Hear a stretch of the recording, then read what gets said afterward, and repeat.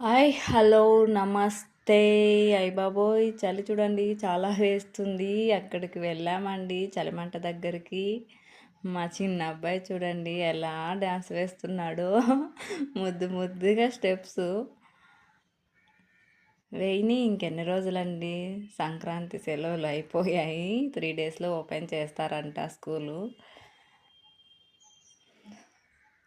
చూడండి అల్లరి చూడండి. చిన్న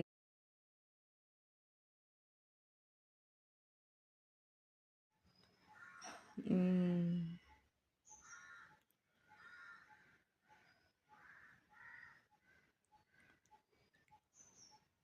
చలి కాచుకొని ఇంటికి వచ్చేసామండి.